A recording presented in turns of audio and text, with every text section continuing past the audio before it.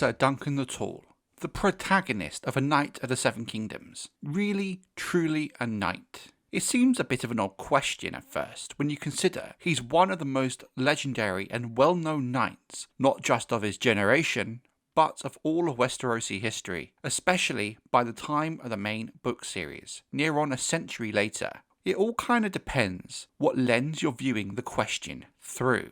If you're asking if he's functionally a knight who rides in tourneys and lives his life following a code of chivalry, who abide by the oath all knights do, then certainly yes, he is. But if we're talking dubbing and anointed, well, it's a little bit of a grey area with no confirmed answer, with a lot of evidence suggesting no. When I first read the Duncan Egg novellas, this thought that Duncan might not actually be a knight never crossed my mind. It wasn't until a reread, where I was paying much more attention to the details and these little clues, this idea jumped out at me. It's why I really enjoy how George R. R. Martin constructs his prose, specifically with the novellas. The first time you read them, the story very much holds your attention. The second time, all these cool other little details and character moments start to shine through. In this video, we're going to be breaking down this very popular fan theory, asking if it's true, and if it is, the impact it could have on not just the story, but Ser Duncan the Tall as a character, and how events from the main books could mirror things to come in the story of Ser Duncan.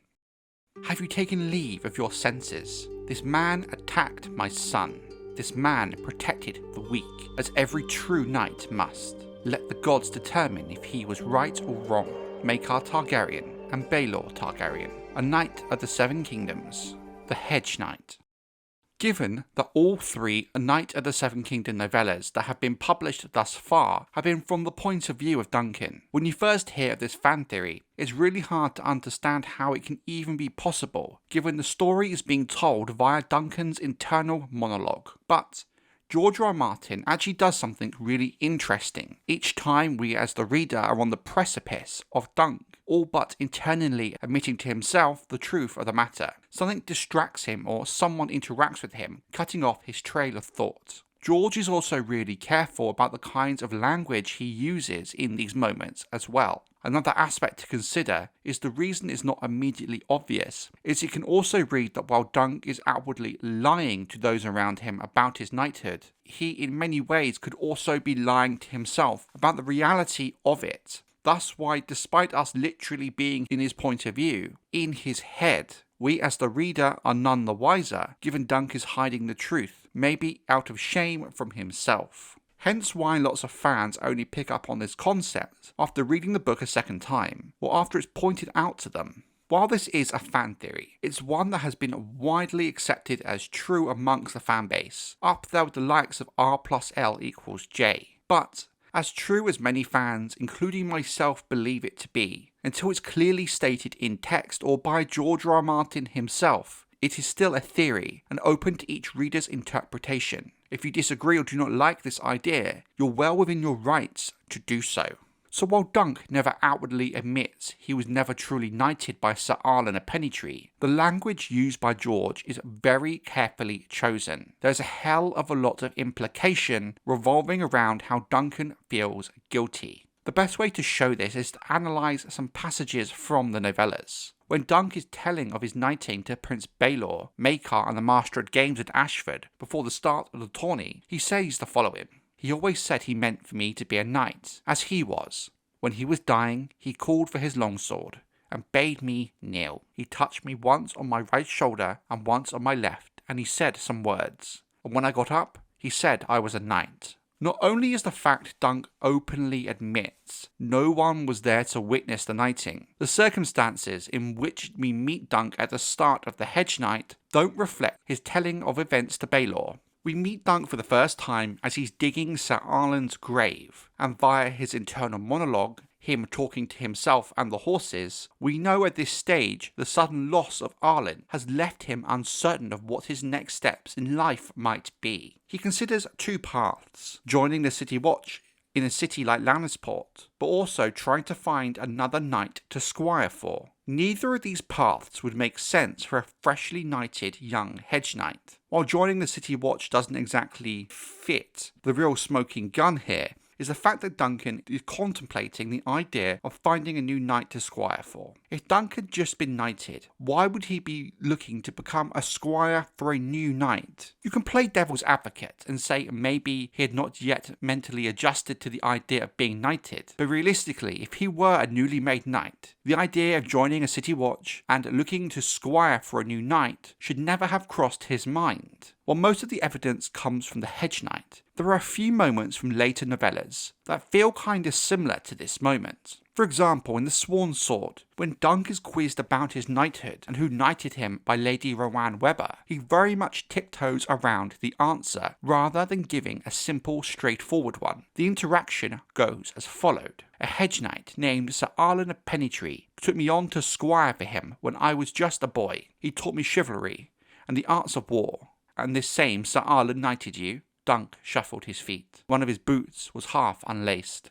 No one else was like to do so. So Dunk dances around the answer. He never says yes directly. Rather, he gave a more ambiguous answer. But most important is in these moments, he never actually admits whether or not he was knighted. Therefore, he never technically lied either. But this whole interaction with Rohanne feels very tense on Dunk's part and mirrors his interactions with Baelor earlier in several ways. What am I to them? A knight who remembered his vow, Duncan the Tall, and Steely Pate, a knight of the Seven Kingdoms, the Hedge Knight. While Dunk's unclear and unreliable recognition of his own knighting does suggest he may not have been knighted, his actions and internal monologue at Ashford speak louder than words in the form of the so-called monstrous lie, and his inability to bring himself to knight Raymun Fossoway before his trial of 7. After his intervention of Aerian's brutalization of Tansel and the puppeteers, Duncan is of course arrested for assaulting a prince of House Targaryen. While being held in the cell, Egg comes to visit Dunk to apologise for his lie regarding his true identity of Aegon. In this, Dunk has a moment of self-reflection, spurred on by Egg's revelations about his lie and why he lied in the first place. Following part of the text is maybe the biggest tell we have so far. He knew what it was like to want something so badly that you would tell a monstrous lie just to get near it. I thought you were like me, he said. Might be you are. Only not the way I thought. Again, playing devil's advocate. While this monstrous lie could be referring to something other than his knighthood, the only possible lie that Duncan has told through the story so far has been of his knighthood. There really isn't anything else we know about Dunk or his past that could equate to him using such language or thinking in this way. This then factors into how Dunk acts as the story progresses. At the trial of 7, when Dunk is in need of finding a replacement for the turncloak Stefan Fossoway, Raymun Fossoway asks Dunk to knight him, as of course any knight can make a knight. The passage goes as followed. Sir Duncan, knight me. He went to one knee. Frowning, Dunk moved forward, a hand on the hilt of his longsword, then hesitated. Raymun, I should not. You must. Without me you are only 5. The lad has the truth of it, said Sir Lionel Baratheon. Do it, Sir Duncan. Any knight can make a knight. Do you doubt my courage? Raymun asked. No, said Dunk. Not that, but... Still he hesitated. It is then that Lionel Baratheon steps in and knights Raymun. When you read this passage for the first time without knowledge of this idea, that Dunk isn't really a knight. It comes across as maybe he's just overwhelmed by the situation and nervous. But with knowledge of the fact Dunk may not have been knighted by Ser Arlan, it makes a lot more sense why he's acting in this manner. He didn't want to dishonour his friend by knighting him when he himself is not a knight. It would be a lie on top of a lie, and not fair to do to Raymun. But also it's very possible that if Dunk was indeed not knighted, he might not even actually know what he needs to do, and the words he needs to say.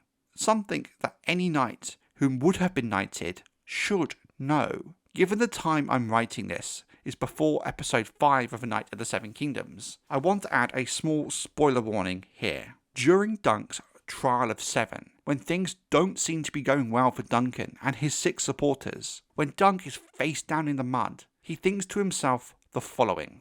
I failed them. I am no champion. I'm not even a hedge knight. I am nothing. While many point to this being hard evidence, and Dunk admitting the truth, I kind of view it as more soft evidence, because you can come up with other fitting interpretations of why Duncan could be thinking this way in this moment. Namely, he's not good enough to be even a lowly Hedge Knight. But in the context with this theory in mind, it's not hard to suggest that this could be read as more confirmation. Then, when Dunk miraculously turns the tide towards his favour after he's able to defeat Arryn, Dunk hears people cheering for him. He thinks the following to himself: "I'm a knight now, in truth?"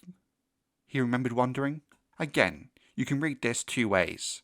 Dunk has shed the self-doubt about being a knight, and the victory allows him to accept who he now is, or he's wondering if this victory actually does make him a knight. Again, while some read this as hard evidence, I think the statements are open enough where there's other ways you can read it, in a way that doesn't point to Dunk lying about being knighted. It's only when you look at it through the lens of Dunk not being a knight you can read it like this.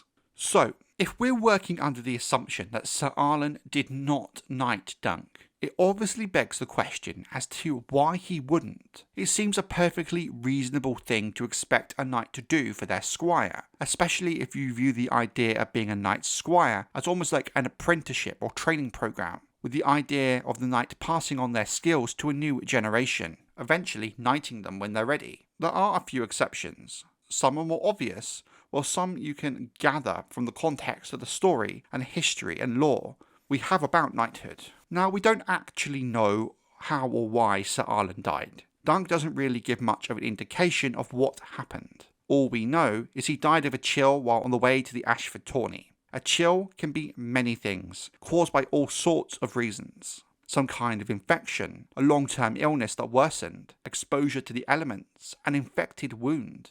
The text gives us no indication of the root cause of Arlan's chill. But we can gather two things from this. Arlan was seen as an old man, and while we don't know exactly how old he is, it's implied he was somewhere between his mid-50s to early 60s, which for a Hedge Knight is a very good age. As you get older, things like chills and infections not only hit you harder, but come on much faster and tend to be more deadly to a younger man, especially in a pseudo-medieval setting such as Westeros. The fact Arlan was well enough to travel to Ashford, to me, implies he developed the chill on the way there. He likely died quite suddenly, and it's not hard to imagine that he simply did not have enough time to knight Dunk before he died. It's very possible he even had the intention of knighting Dunk at some point in the future. There's also another way to look at it. Maybe Arlan, if he indeed did not or refused to knight Dunk, believed Dunk was simply not ready to be a knight. Maybe he hadn't proven himself yet. Maybe his martial skills weren't quite there, or he hadn't shown enough focus on the idea of being a true knight. We must recall,